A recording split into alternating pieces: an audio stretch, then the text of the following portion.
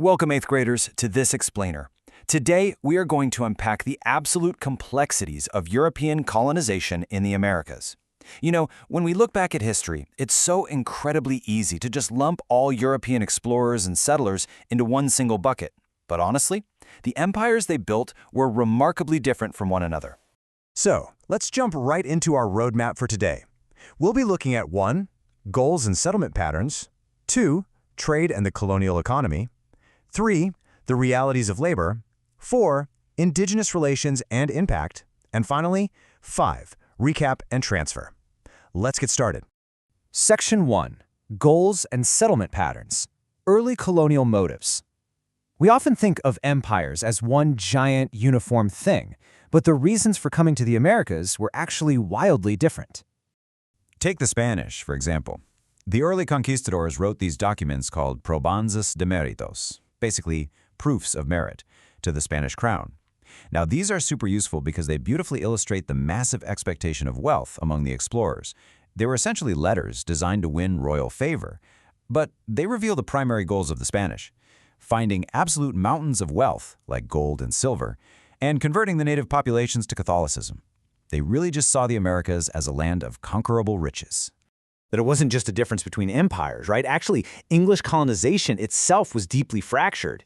In the Chesapeake Bay colonies, places like Virginia and Maryland, it was a purely commercial venture. Yet thousands of young, unmarried, and, well, often pretty impatient men crossing the Atlantic solely to seek profit in the tobacco fields. But then, look at New England. Up there, you had pious Puritan families migrating together. They were seeking to build communities completely focused on the church and religious freedom. This perfectly shatters the myth of a uniform empire. The people leaving England had vastly different reasons for crossing the Atlantic, often driven by intense domestic problems back home, like religious persecution or extreme poverty and overcrowding. These wildly different starting points meant they developed entirely divergent cultures right from the get-go. Section 2. Trade and the colonial economy. Let's look at the economic engines that drove all of these early settlements. So the absolutely crucial concept here is mercantilism. This was the reigning economic philosophy from the 1500s to the 1700s. It was the belief that there was only a limited amount of wealth in the world, and nations must gain power by amassing it from their colonial possessions. Basically, colonies existed strictly to enrich and strengthen the mother country. Which brings us to our first pause check. Think about this for a second. If the colonies are producing all these great materials, why couldn't the colonists just trade their raw materials freely with other nations to get the best price? Take a moment. Got it? Well, because under mercantilist policies, specifically laws like the English Navigation Acts, colonies were legally forced to only buy from and sell to their home nation. Free trade absolutely did not exist. The whole system was writ to benefit the mother country. And this rigged system brilliantly illustrates the concept of commodification. Before Europeans arrived, items like tobacco or chicha, which is a corn beer brewed by the Inca, these were used strictly for native ritual purposes. But under this intense European capitalist drive, these local sacred goods suddenly became high-value commodities in the global market. They were bought, sold, and traded for profit, which totally recast the native economies. Section 3. The realities of labor. Producing all these massive cash crops demanded an enormous workforce, leading us right into the harsh realities of colonial work. Setting up these commercial colonies was frankly a fight for survival. Early settlements like Jamestown were incredibly brutal. The colonists originally focused on finding gold instead of, growing actual food, which led to the devastating winter of 1609 to 1610. George Percy left a truly harrowing account of this starving time, detailing how colonists resorted to eating dogs, cats, rats, and even the leather from their own boots just to survive cruel hunger. All right, time for our second pause check. As the colonies finally stabilized, they obviously needed workers. But why didn't the New England colonies rely heavily on indentured servants like the Chesapeake colonies did? Think about who settled where. Have your answer? It's because New Englanders migrated as entire religious families. They came ready to do the hard work themselves to build a community.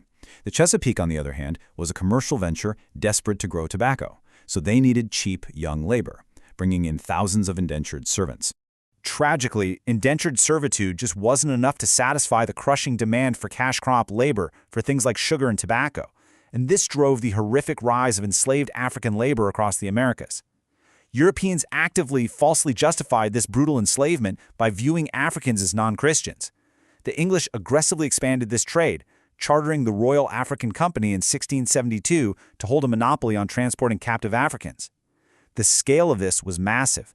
By the year 1700, on the tiny English sugar island of Barbados alone, there were 50,000 enslaved people, all living under severe laws that literally encoded chattel slavery right into colonial law.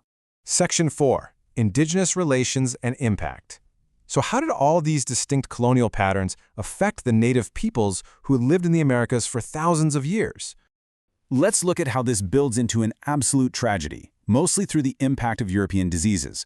When Columbus arrived in 1492, he introduced microbes that native inhabitants had zero immunity to. The devastation was unimaginably rapid. Look at this timeline. Between 1616 and 1618, epidemics claimed 75% of the native people along the New England coast. By the 1630s, half of the Huron and Iroquois nations around the Great Lakes had perished.